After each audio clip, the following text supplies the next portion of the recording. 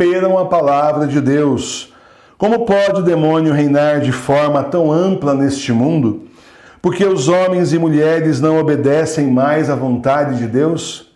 Será que são tão rebeldes, tão tentados, tão maus, que viram as costas ao Pai que está no céu e abraçam o diabo?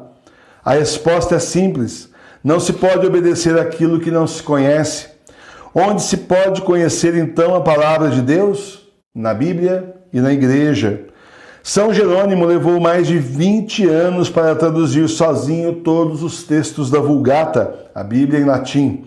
São Jerônimo era extremamente cuidadoso com a palavra do Senhor e empreendeu longas pesquisas e viagens para traduzir todos os textos sagrados para o latim. Ele tinha um zelo imenso, ele queria realmente colocar no latim para que todos na época pudessem entender as palavras do Senhor. A responsabilidade é muito grande, gente. Nós que estamos aqui trabalhando com essa Bíblia do Padre Antônio Figueiredo do século XVIII, você não pode mudar o que o Senhor disse.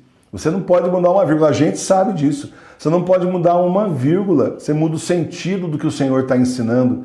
Isso é um pecado terrível, porque outras pessoas vão estudar errado. A gente não pode ensinar errado, a gente tem que ensinar certo. A gente, todos nós, somos profetas de Deus. Profetas no sentido de anunciar a palavra. Você não pode anunciar a palavra errado, senão não é a verdade, é a mentira. E a palavra do Senhor é verdade, é caminho, luz, vida. A gente não pode deturpar mais nenhuma vírgula. Por isso, São Jerônimo tinha essa consciência, tinha uma responsabilidade, um senso de responsabilidade imenso. Por isso ele demorou para juntar todos aqueles textos em várias línguas. Ele ia falar com as pessoas para saber, olha, quando vocês falam isso aqui significa exatamente o quê? Para ele conseguir trazer para o latim realmente a verdade, a palavra do Senhor. A Vulgata, a Bíblia de São Jerônimo, foi utilizada pela nossa igreja por mais de 1500 anos. O Concílio de Trento aprovou a Vulgata como a Bíblia oficial da igreja. A partir do Concílio Vaticano II, pulularam traduções e mais traduções, uma mais moderninha do que a outra.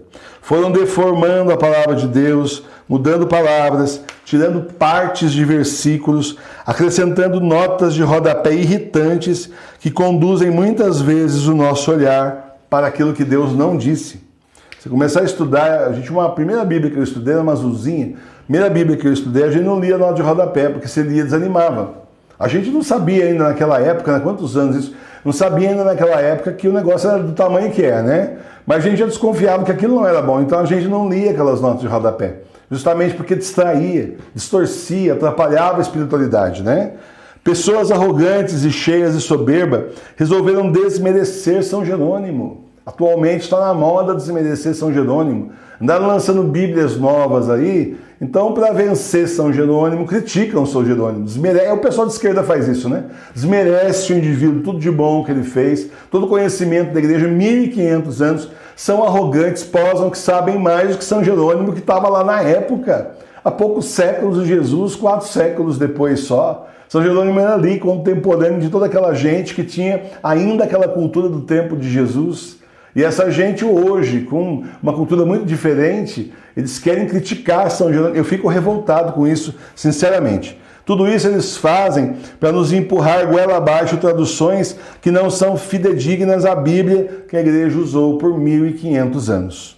Daí o fiel compra certas Bíblias por aí e é desevangelizado, doutrinado pela esquerda, que tomou setores da nossa igreja, conduzindo o fiel para longe da palavra de Deus.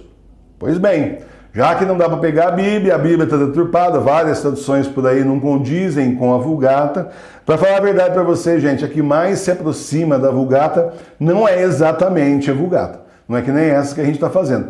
E não é propaganda, é verdade. É porque a gente topa com isso todo dia na parte de revisão, né? Todo dia a gente está vendo, que aí vai entrar agora na segunda parte, que é a segunda parte do Evangelho. A gente vê todo dia isso, certo? Então, já que não dá para você confiar tanto assim na Bíblia, em português, tá, vamos à missa, vamos à igreja. Quem sabe lá o padre nos fala sobre a palavra de Deus. E eu procurei isso por 20 anos.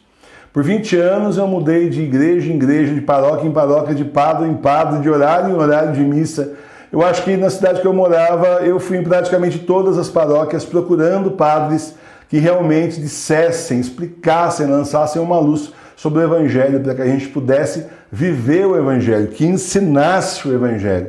Outra vez um fiasco. Em muitas igrejas os padres são comunistas excomungados, nem poderiam estar ali celebrando nada. As suas homilias são relativistas, modernistas, comunistas e nos levam para partidos políticos e não para a palavra de Deus. Então, são assim, homilias que acabam com o ensinamento de Jesus, de Deus, ao invés de levar a gente para eles.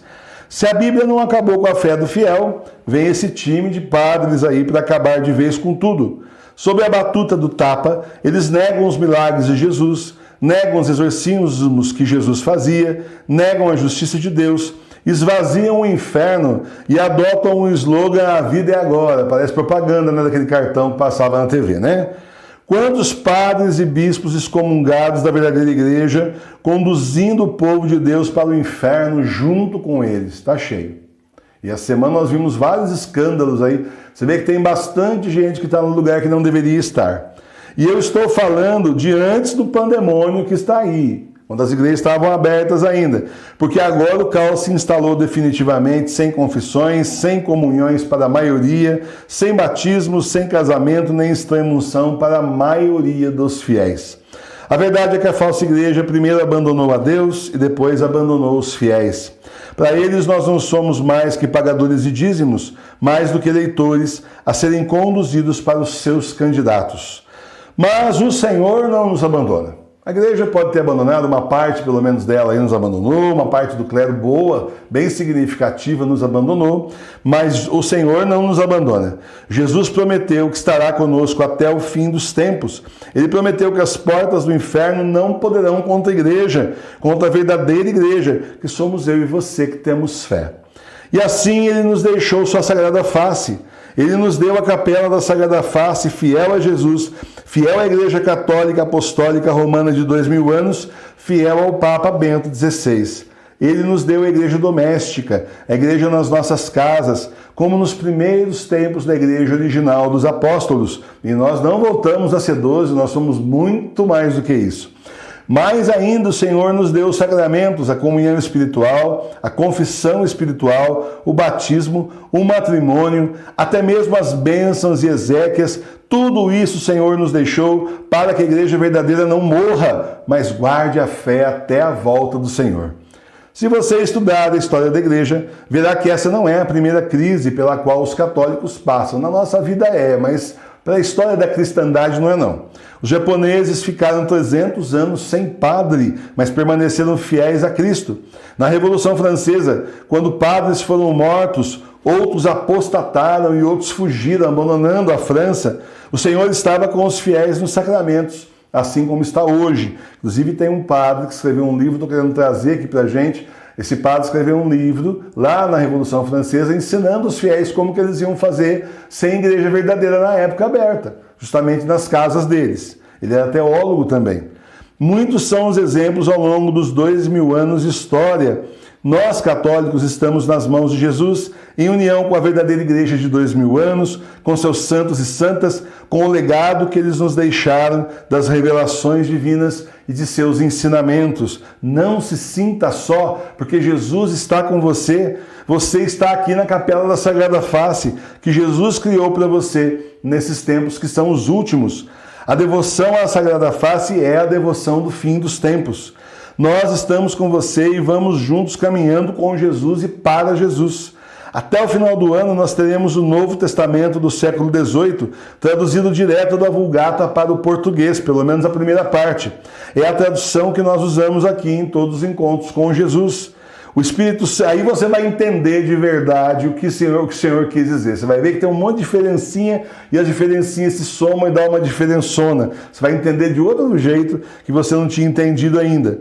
O Espírito Santo nos ilumina e vai iluminar você para que possamos seguir o caminho de Deus, o que Deus tem para nós e cumprir o que Jesus disse no Evangelho de hoje. Bem-aventurados aqueles que ouvem a palavra de Deus e a põem em obra. Por isso vamos em frente, remanescente da Igreja Católica, rezando, ouvindo a palavra e colocando em prática, voltando nossa vida para Jesus, para vivermos com Jesus, por Jesus e para Jesus, agora e sempre. Que assim seja. Amém. Bíblia do século XVIII. Nós estamos lançando a prometida Bíblia do século XVIII, que foi feita a tradução direta do latim, da Vulgata lá de São Jerônimo, para o português de Portugal do século XVIII, livre de iluminismo, livre de modernismo, livre de comunismo, de todos esses ismos. O padre Antônio Figueiredo fez uma tradução primorosa, levou anos traduzindo direto da Vulgata em latim para o português.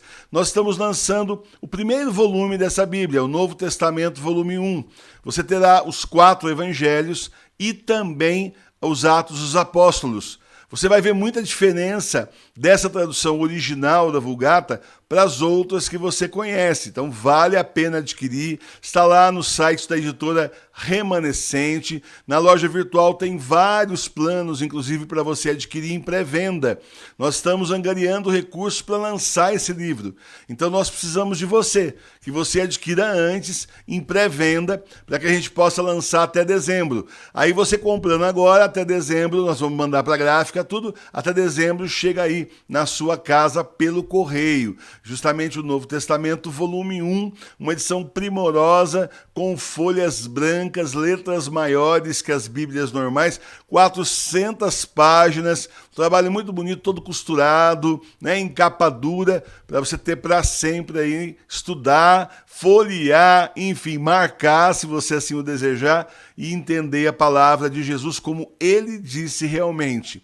Então entre lá na loja da editora Remanescente, tem vários pacotes lá, inclusive alguns com brindes, né? Tem brinde de, você pode colocar o seu nome, por exemplo, no final do livro, vai constar lá o nome das pessoas que ajudaram a edição. Você pode também ter várias estampas, inclusive da Via Sacra. Dá uma olhadinha lá e nos ajude como você puder. A editora Remanescente vai começar a lançar essas obras perdidas no tempo, resgatar as obras da Igreja Verdadeira. O link está aqui embaixo na descrição do vídeo.